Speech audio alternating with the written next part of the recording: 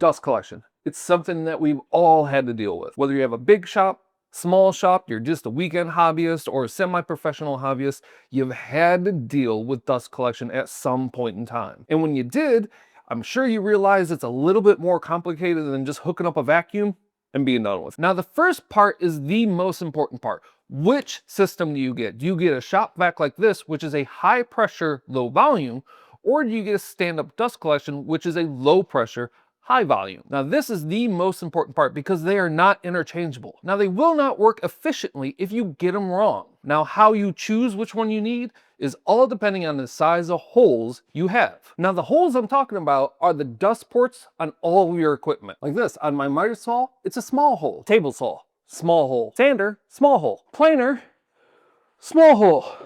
Now, the small holes means small volume. So you need a high amount of pressure sucking through those tiny little holes to get the volume out. So that's why you need a high pressure, low volume system, which is a shop vac. Now, the plumbing and tubing is where I made my first mistake, thinking this stuff would work. Now, there's a reason you don't see this stuff plumbed all over professional shops, because you have to take into account of all that restriction down through there, which is going to ruin your airflow. Think of it as driving down a highway.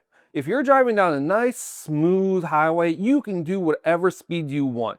But if you're driving down a highway and there's 1,000 speed bumps all the way down the highway, just like there is in this, you have to go much, much slower and you're gonna lose all of your efficiency. Not only that, is if you have this plumbed all over your shop, most likely you have it twisted in many different directions like that, just trying to make it work and fit in your machines. You're also losing efficiency that way, which is why the best thing to do with a shop vac is plumb it with some nice, smooth PVC piping. Now, my second big mistake I made on my first dust collection system is I cheaped out on my blast gates. I got these plastic pieces of junk.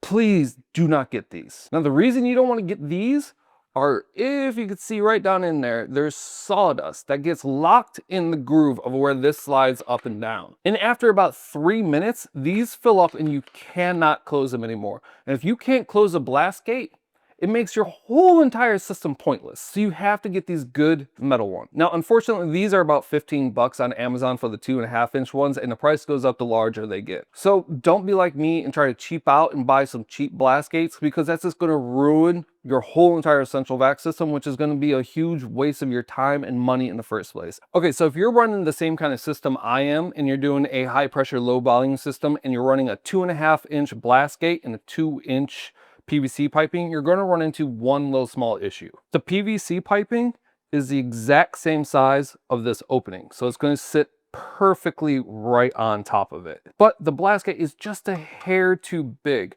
So how I fixed it was I just took a wire wheel on a drill attachment and I honed out the inside of where the connection is going to be on the blast gate, and it fits perfectly.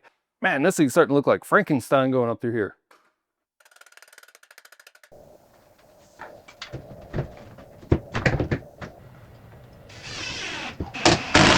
Okay, so I'm done. That was probably one of the easiest one-day builds that had the greatest impact in my shop.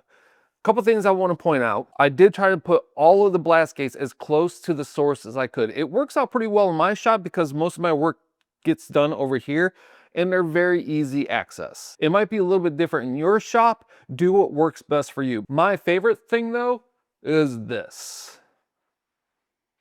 I love it because I do most all of my big work over here in this area. I'll make a quick makeshift table so I could put large things down over here.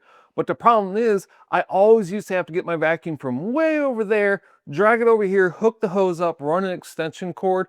I would have cords all over the place. It would be a mess.